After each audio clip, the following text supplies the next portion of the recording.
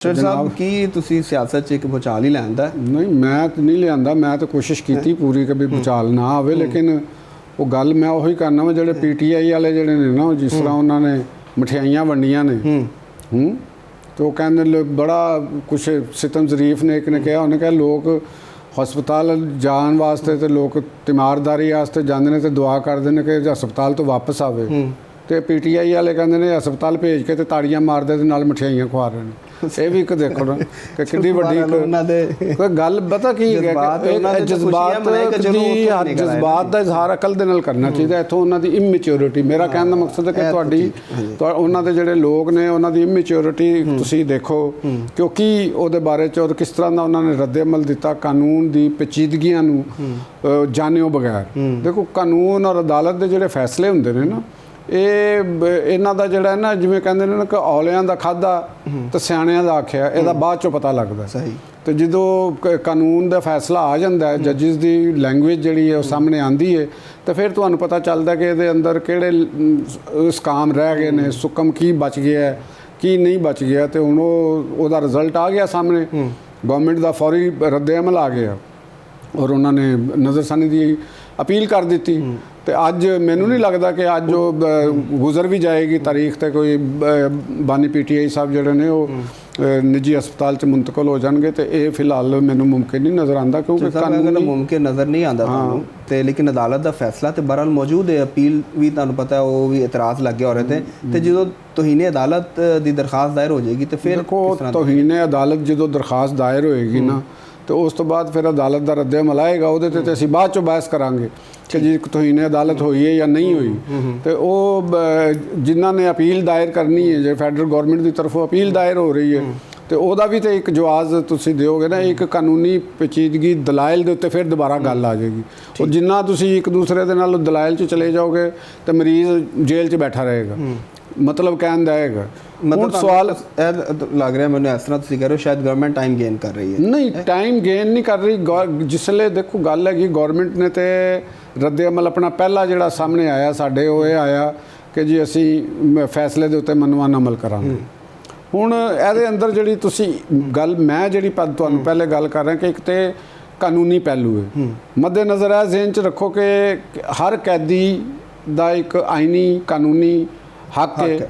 ਬਤੌਰੇ ਅਗਰ ਇਨਸਾਨੀ ਪਹਿਲੂ ਨਾਲ ਅਸੀਂ ਦੇਖਦੇ ਹਾਂ ਤੇ ਉਹ ਪਹਿਲੂ ਇਹ ਹੈਗਾ ਕਿ ਇਮਰਾਨ ਖਾਨ ਸਮੇਤ ਜਿੰਨੇ ਵੀ ਜੇਲ੍ਹ ਦੇ ਵਿੱਚ ਕੈਦੀ ਨੇ, ਉਹਨਾਂ ਦੇ ਇਲਾਜ ਮੁਆਵਜ਼ਾ ਜਿਹੜਾ ਉਹਨਾਂ ਦਾ ਇਨਸਾਨੀ ਹੱਕ ਹੈ, ਉਹਦੇ ਬਾਰੇ ਦੇ ਵਿੱਚ ਹੱਕ ਉਹਨਾਂ ਦਾ ਜਿਹੜਾ ਮੌਜੂਦ ਹੈ ਉਹਨਾਂ ਨੂੰ ਮਿਲਣਾ ਚਾਹੀਦਾ, ਔਰ ਉਹ ਮਿਲਦਾ ਵੀ ਹੈ, ਸਾਰਿਆਂ ਨੂੰ ਮਿਲਦਾ। ਜਿਵੇਂ ਬਾਨੀ PTI ਦਾ ਵੀ ਤੇ ਇਲਾਜ ਹੋਇਆ ਹੈ ਨਾ, ਇਹ ਤਾਂ ਨਹੀਂ ਕਿ ਵੀ ਉਹਨਾਂ ਦਾ ਇਲਾਜ ਨਹੀਂ ਹੋਇਆ, ਠੀਕ ਹੋ ਗਿਆ, ਇਲਾਜ ਹੋਇਆ, ਲੇਕਿਨ ਇਤਰਾਜ਼ ਸੀ ਕਿ ਉਹ ਉਹਨਾਂ ਦੇ ਲਾਹਿਕੀਨ ਦਾ ਸੀ ਇਤਰਾਜ਼ ਕਿ ਸਾਡੀਆਂ ਮੁਲਾਕਾਤਾਂ ਨਹੀਂ ਹੋਈਆਂ, ਸਾਨੂੰ ਪਤਾ ਨਹੀਂ ਹੈਗਾ ਉਹਦੀ ਕੀ ਕੰਡੀਸ਼ਨ ਹੈਗੀ ਹੈ।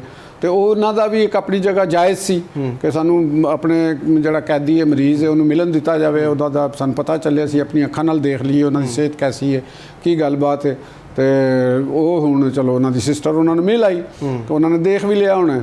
ਤੇ ਹੁਣ ਦੂਸਰਾ ਪਹਿਲੂ ਉਹਦਾ ਲੀਗਲ ਹੈਗਾ। ਮੈਂ ਦੀ ਬਹਿਸ ਨੂੰ ਤਿੰਨ ਪਹਿਲੂਆਂ 'ਚ ਰੱਖਾਂਗੇ। ਇੱਕ ਤੁਹਾਡੀ ਮੈਂ ਗੱਲ ਕੀਤੀ ਇੱਕ ਇਨਸਾਨੀ ਪਹਿਲੂ ਜਿਹਦੇ 'ਚ ਮੈਂ ਕਿਹਾ ਕਿ ਉਹਨਾਂ ਨੂੰ ਮਿਲਣਾ ਚਾਹੀਦਾ, ਦੂਸਰਾ ਲੀਗਲ ਪਹਿਲੂ ਜਿਹੜਾ ਕਿ ਚੱਲ ਰਿਹਾ ਠੀਕ, ਤੇ ਤੀਸਰਾ ਹੋਏਗਾ ਸਿਆਸੀ ਪਹਿਲੂ। ਠੀਕ ਹੈ ਨਾ, ਵੀ ਉਹਦੇ 'ਚ ਜਿਹੜਾ ਤੁਸੀਂ ਕਹੋਗੇ ਵੀ ਕੀ ਚੱਲ ਰਿਹਾ, ਉਹਦੇ 'ਚ ਫਿਰ ਅਸੀਂ ਉਹ ਮੈਂ ਤੁਹਾਨੂੰ ਡਿਸਕਸ ਕਰਾਂਗਾ। ਸਾਨੂੰ ਜਿਹੜਾ ਡੋਮੀਨੇਟ ਕਰਦਾ ਸਿਆਸੀ ਪਹਿਲੂ ਹੀ ਨਜ਼ਰ, ਸਿਆਸੀ ਪਹਿਲੂ ਨਜ਼ਰ ਉਹਦੇ 'ਤੇ ਅਸੀਂ ਡਿਸਕਸ ਕਰਾਂਗੇ। ਪਹਿਲੇ ਇਹ ਗੱਲ ਕਰ ਲਈ ਕਿ ਦੇਖੋ ਗੱਲ ਹੈ ਵੇ ਕਿ ਗਵਰਨਮੈਂਟ ਨੇ ਜਿਹੜੀ ਹੁਣ ਪਲੀ ਲਈ ਹੈ, ਉਹਦੇ ਅੰਦਰ ਕਾਨੂੰਨ ਉਹਨਾਂ ਨੇ ਨੁਕਤਾ ਇਹ ਚੁੱਕਿਆ ਹੈ। ਦੋ ਨੁਕਤੇ ਜਾਂ ਤਿੰਨ ਨੁਕਤੇ ਉਹਦੇ 'ਚ ਇੰਪੋਰਟੈਂਟ ਹੈਗੇ ਨੇ। ਇੱਕ ਤਾਂ ਇਹ ਹੈਗਾ ਕਿ ਜਿਹੜਾ ਜੇਲ੍ਹ ਰੈਗੂਲੇਸ਼ਨਸ ਨੇ ਔਰ ਕਾਨੂੰਨ ਹੈ, ਲਾਅ ਹੈ, ਕਿਸੇ ਕਨਵਿਕਟਿਡ ਨੂੰ ਨਿੱਜੀ ਹਸਪਤਾਲ ਦੇ ਵਿੱਚ ਨਹੀਂ ਮੁੰਤਕਲ ਕੀਤਾ ਜਾ ਸਕਦਾ। ਠੀਕ ਹੈ, ਠੀਕ। ਜਿਹੜਾ ਸੁਪਰੀਮ ਕੋਰਟ ਦਾ ਫੈਸਲਾ ਹੈਗਾ, ਅਬੂਰੀ ਜਿਹੜਾ ਆਰਡਰ ਹੈਗਾ, ਉਹਦੇ ਵਿੱਚ ਇਸ ਨੁਕਤੇ ਨੂੰ ਐਡਰੈਸ ਨਹੀਂ ਕੀਤਾ ਗਿਆ। ਠੀਕ ਹੈ, ਵੀ ਇਹਦੇ ਬਾਰੇ ਦੇ ਵਿੱਚ ਜਾਂ ਤਾਂ ਅਦਾਲਤ ਉਸ ਵਕਤ ਫੈਸਲਾ ਕਰ ਦਿੰਦੀ ਕਿ ਜੀ ਇਹ ਸਪੈਸ਼ਲ ਆਰਡਰ ਹੈ, ਇੱਕ ਪਰਸਨ ਵਾਸਤੇ ਆਰਡਰ ਹੈ ਸਪੈਸ਼ਲ ਇੱਕ ਕੈਦੀ ਵਾਸਤੇ, ਕਿਉਂਕਿ ਸੁਪਰੀਮ ਕੋਰਟ ਦਾ ਫੈਸਲਾ ਜਿਹੜਾ ਹੁੰਦਾ ਨਾ ਉਹ ਪ੍ਰੈਸੀਡੈਂਟ ਬਣ ਜਾਣਾ ਨਾ, ਫਿਰ ਕੋਈ ਹੋਰ ਕੈਦੀ ਵੀ ਉਹਦੇ ਬਾਰੇ 'ਚ ਕਰ ਸਕਦਾ ਕਿ ਅਪੀਲ ਕਿ ਉਹਦੇ 'ਚ। ਤੇ ਫਿਰ ਅਗਰ ਸੁਪਰੀਮ ਕੋਰਟ ਦਾ ਫੈਸਲਾ ਹੋਏਗਾ, ਗਵਰਨਮੈਂਟ ਦੇ ਰੂਲਸ ਐਂਡ ਰੈਗੂਲੇਸ਼ਨ, ਤਾਂ ਫਿਰ ਸਾਰੇ ਖਤਮ ਹੋ ਗਏ ਨਾ, ਉਹਨਾਂ ਦੀ ਤੇ ਵੈਲਿਊ ਮੁੱਕ ਗਈ। ਤੇ ਲਿਹਾਜ਼ਾ ਇਹ ਜਿਹੜਾ ਉਹਦੇ ਅੰਦਰ ਇੱਕ ਨੁਕਸ ਹੈ, ਇੱਕ ਸੁਕਮ ਹੈਗਾ, ਇਹਨੂੰ ਦੂਰ ਕਰਨ ਵਾਸਤੇ ਉਹ ਦੁਬਾਰਾ ਸੁਪਰੀਮ ਕੋਰਟ ਦੇ ਵਿੱਚ ਗਏ ਨੇ ਕਿ ਜੀ ਤੁਸੀਂ ਇਹਨਾਂ ਦੇ ਬਾਰੇ ਦੇ ਵਿੱਚ ਦੱਸੋ। ਦੂਸਰਾ ਉਹਨਾਂ ਨੇ ਇਹ ਗੱਲ ਕੀਤੀ ਕਿ ਜਿਹੜਾ ਇਹ ਡਿਸੀਜਨ ਤੁਸੀਂ ਇਹ ਲਿਆ ਹੈ, ਜਿਹੜਾ ਆਰਡਰ ਸ਼ਾਰਟ ਆਰਡਰ ਜਾਰੀ ਹੋਇਆ ਹੈ, ਇਹ ਦਾਇਰਾ ਇਖਤਿਆਰ ਤੋਂ ਤਜਾਵਜ਼ ਹੈ। ਯਾਨੀ ਇਹਦੇ 'ਚ ਸੁਪਰੀਮ ਕੋਰਟ ਦੇ ਦਾਇਰਾ ਇਖਤਿਆਰ ਨੂੰ ਵੀ ਚੈਲੰਜ ਕੀਤਾ ਗਿਆ ਕਿ ਤੁਸੀਂ ਇਹ ਫੈਸਲਾ ਕਰਨ ਦਾ ਮਜਾਜ਼ ਨਹੀਂ ਹੈਗੀ ਜਿਹੜੀ ਕੋਰਟ ਆਫ ਲਾਅ ਹੈਗੀ। ਠੀਕ ਹੋ ਗਿਆ ਜੀ। ਤੇ ਤੀਸਰੀ ਗੱਲ ਹੈਗੀ ਹੈ ਕਿ ਇੱਕ ਉਹਦੇ ਅੰਦਰ ਨੁਕਸ ਹੈਗਾ ਕਿ ਤੁਸੀਂ ਇਹ ਕਿਹਾ ਕਿ ਉਹਨਾਂ ਨੂੰ ਨਿੱਜੀ ਹਸਪੀਟਲ 'ਚ ਮੁੰਤਕਲ ਕਰ ਦਿਓ ਔਰ ਮੈਡੀਕਲ ਬੋਰਡ ਦੀ ਨਿਗਰਾਨੀ ਦੇ ਵਿੱਚ ਉਹਨਾਂ ਦਾ ਮੁਆਇਨਾ ਕਰਾਓ ਔਰ ਉੱਥੇ ਉਹਨਾਂ ਦੇ ਜਿਹੜੇ ਨਿੱਜੀ ਡਾਕਟਰ ਨੇ ਉਹ ਵੀ ਉਹਨਾਂ ਨੂੰ ਇਜਾਜ਼ਤ ਹੋਏਗੀ ਔਰ ਉਹਨਾਂ ਦੇ ਜਿਹੜੇ ਸਿਸਟਰਸ ਹੋਣਗੇ ਉਹਨਾਂ ਨੂੰ ਵੀ ਇਜਾਜ਼ਤ ਹੋਏਗੀ। ਠੀਕ ਹੋ ਗਿਆ ਜੀ।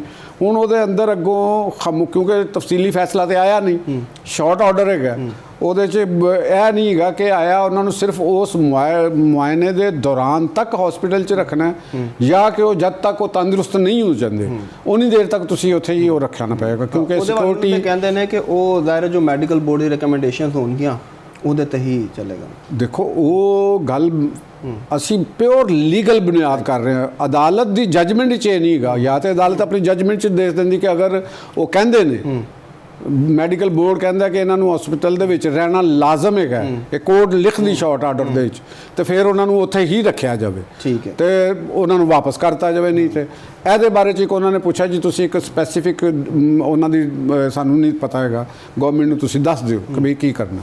ਉਹਦੇ ਤੇ ਕੁਝ ਉਹਨਾਂ ਨੇ ਇਤਰਾਜ਼ਾਤ ਲਾ ਕੇ ਵਾਪਸ ਕਰਤੇ। ਗਵਰਨਮੈਂਟ ਕਹਿ ਰਹੀ ਅਸੀਂ ਉਹਦੇ ਤੇ ਦੁਬਾਰਾ ਕਰ ਲਾਂਗੇ, ਉਹਦੇ ਤੇ ਹੁਣ ਦੁਬਾਰਾ ਗੌਰ ਹੋਏਗਾ। ਤੇ ਐਨਜੀ ਜਿਹੜੇ ਅਗਰ ਤੋਹੀਨੇ ਅਦਾਲਤ ਦੀ ਗੱਲ ਹੈ, ਤੋਹੀਨੇ ਅਦਾਲਤ ਦੀ ਵੀ ਦਰਖਾਸਤ ਆ ਗਈ, ਇਹ ਲੀਗਲ ਬੈਟਲ ਹੁੰਦੀ ਹੈ, ਇਹਦੇ ਅੰਦਰ ਮਰੀਜ਼ ਵਿਚਾਰਾ ਜੇਲ੍ਹ 'ਚ ਹੀ ਬੈਠਾ ਰਹੇਗਾ। ਠੀਕ ਹੈ। ਠੀਕ ਹੋ ਗਿਆ ਨਾ। ਤੇ ਅਸਲ ਸਵਾਲ ਹੈਗਾ ਹੁਣ ਅਗਲਾ ਦੂਸਰਾ ਪਹਿਲੂ ਆ ਗਿਆ ਪੋਲੀਟੀਕਲ, ਜਿਹੜੀ ਤੁਸੀਂ ਡਿਵੈਲਪਮੈਂਟ ਕਰ ਰਹੇ ਹੋ ਕਿ ਇਹ ਕਿਉਂ ਹੋਇਆ, ਕੀ ਹੋਇਆ, ਔਰ ਇਹਦੇ ਬਾਰੇ 'ਚ ਮੁਖਤਲਿਫ ਆਰਾ, ਮੁਖਤਲਿਫ ਲੋਕਾਂ ਦੀ ਮੁਖਤਲਿਫ ਰਾਏ।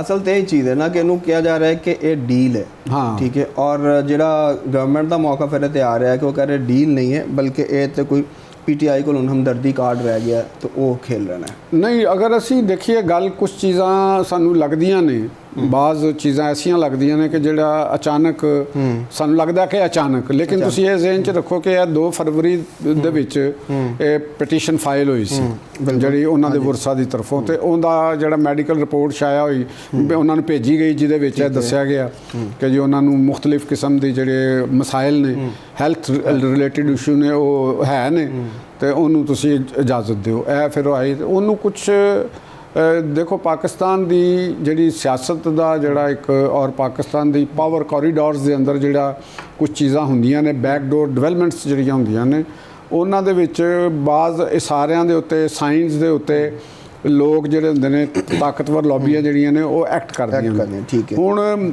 ਇੱਕਦਮ ਕੁਝ ਲੋਕਾਂ ਦਾ ਕਹਿਣਾ ਹੈ ਕਿ ਵੀ ਦੇਖੋ ਜੀ ਇੱਕਦਮ ਹੀ ਸੁਪਰੀਮ ਕੋਰਟ ਨੇ ਔਰ ਮੈਡੀਕਲ ਰਿਪੋਰਟ ਵੀ ਆ ਗਈ ਉਹਨਾਂ ਦੇ ਕੋਲ, ਉਹਦੇ ਅੰਦਰ ਉਹ ਪਤਾ ਚੱਲਿਆ ਕਿ ਇਹ ਚੀਜ਼ਾਂ ਹੋ ਗਈਆਂ, ਉਹਨਾਂ ਨੂੰ ਮੇਜਰ ਆਰਗਨਸ ਵੀ ਉਹਨਾਂ ਦੇ ਨੇ, ਬਲੱਡ ਪ੍ਰੈਸ਼ਰ ਦਾ ਵੀ ਉਹਨਾਂ ਦਾ ਮਸਾਇਲ ਨੇ, ਉਹ ਸਾਰੀਆਂ ਐਂਗਜ਼ਾਇਟੀ 3+ ਹੈ, ਤੇ ਇਹ ਸਾਰੀਆਂ ਚੀਜ਼ਾਂ ਆ ਗਈਆਂ। ਤੇ ਇਹ ਰਿਪੋਰਟ ਆ ਜਾਣਾ, ਉਸ ਤੋਂ ਬਾਅਦ ਗੌਰਮੈਂਟ ਦੀ ਤਰਫੋਂ, ਵਜ਼ਰਾ ਦੀ ਤਰਫੋਂ ਆ ਜਾਣਾ, ਖਾਸ ਤੌਰ ਤੇ ਮੁਸਲਿਮ ਲੀਗ ਨੂਨ ਦੇ ਮੁਖਤਲਿਫ ਜਿਹੜੇ ਕਾਰਨਰਸ ਨੇ, ਉਧਰੋਂ ਇੱਕ ਸਾਈਨ ਆਫ ਸਾਈ ਦਾ ਇੱਕ ਆਣਾ, ਇਤਮਾਨਾਨ ਦਾ ਇੱਕ ਇਜ਼ਹਾਰ ਕਰਨਾ, ਜਿਵੇਂ ख्वाजा साद रफीक ਦਾ ਬੜਾ ਜਜ਼ਬਾਤੀ ਕਿਸਮ ਦਾ, ਤੇ ਜਿਵੇਂ ਉਦਰਿਆ ਨਹੀਂ ਹੁੰਦਾ ਬੰਦਾ, ਤੁਸੀਂ ਉਦਰਿਆ ਸਮਝਦੇ ਹੋ ਪੰਜਾਬੀ 'ਚ ਕਿ ਉਦਾਸ ਆਦਮੀ ਹੁੰਦਾ ਨਾ ਕਿਸੇ ਨੂੰ ਮਿਲਣ ਤੋਂ, ਉਸ ਟਾਈਪ ਦਾ ਆ ਜਾਣਾ ਵੀ ਜੱਫੀਆਂ ਪਾ ਕੇ, ਬਾਹਾਂ ਆਕੜੀਆਂ, ਬੋਝ ਹਲਕਾ ਹੋ ਗਿਆ ਉਹਨਾਂ ਦੇ। ਮੈਂ ਇੱਥੋਂ ਹੀ ਕਹਿੰਦੇ ਨਾ ਕਿ ਪਤਾ ਨਹੀਂ ਕਿੰਨੀ ਕੁ ਮੁਹੱਬਤ, ਕਿੰਨਾ ਕੁ ਉਹਨਾਂ ਦੇ ਨਾਲ ਉਲਫਤ, ਕਿ ਉਹ ਉਹਨਾਂ ਦੀ ਜੁਦਾਈ ਨੂੰ ਬਰਦਾਸ਼ਤ ਨਹੀਂ ਕਰ ਪਾ ਰਹੇ ਸਨ। ਉਹ ਵੀ ਜਿਹੜੇ ਨੇ ਸਾਦ ਰਫੀਕ ਸਾਹਿਬ ਵੀ, ਤੇ ਉਹਨਾਂ ਨੇ ਇਹ ਆਪਣਾ ਇਜ਼ਹਾਰ ਕੀਤਾ। ਅੱਛੀ ਗੱਲ ਹੈ, ਅਗਰ ਤੁਹਾਡਾ ਕੋਈ ਦਿਲ ਦਾ ਜਾਨੀ ਅਗਰ ਹੈ ਵੇ ਤੇ ਉਹਦੇ ਬਾਰੇ 'ਚ ਇਜ਼ਹਾਰ ਕਰਨਾ ਤੇ ਕੋਈ ਬੁਰਾਈ ਨਹੀਂ। ਮੈਂ ਇਹ ਨਹੀਂ ਕਹਿ ਰਿਹਾ ਕਿ ਉਹਨਾਂ ਨੇ ਕੋਈ ਬੁਰਾ ਕੰਮ ਕੀਤਾ, ਲੇਕਿਨ ਮੈਂ ਕਹਿ ਰਿਹਾ ਕਿ ਮੁਸਲਿਮ ਲੀਗ ਨੂਨ ਦੇ ਵਿੱਚ ਵੀ ਦੇਖੋ ਐਸੇ ਆਸ਼ਕ ਪਏ ਨੇ ਜਿਹੜੇ ਖਾਨ ਸਾਹਿਬ ਦੇ ਆਸ਼ਿਕ ਇਹਦੇ ਵਿੱਚ ਸ਼ਾਮਲ ਨੇ। ਉਹ ਤਾਂ ਕਹਿੰਦਾ ਜਮਹੂਰੀਅਤ ਪਸੰਦ ਹੈ, ਹਕੂਮਤ ਨੂੰ ਪਹਿਲੇ ਹੀ ਕਰ ਲੈਣਾ ਚਾਹੀਦਾ ਸੀ ਸੁਪਰੀਮ ਕੋਰਟ ਦੇ ਫੈਸਲੇ। ਉਹੀ ਮੁਹੱਬਤ ਦਾ ਵੀ ਇੱਕ ਤਕਾਜ਼ਾ ਹੁੰਦਾ ਨਾ, ਜਮਹੂਰੀਅਤ ਔਰ ਮੁਹੱਬਤ ਜਿਹੜੀਆਂ ਨੇ ਇਕੱਠੀਆਂ ਵੀ ਚੱਲ ਸਕਦੀਆਂ ਨੇ, ਇਹ ਵੀ ਜ਼ਿਹਨ 'ਚ ਰੱਖਣਾ।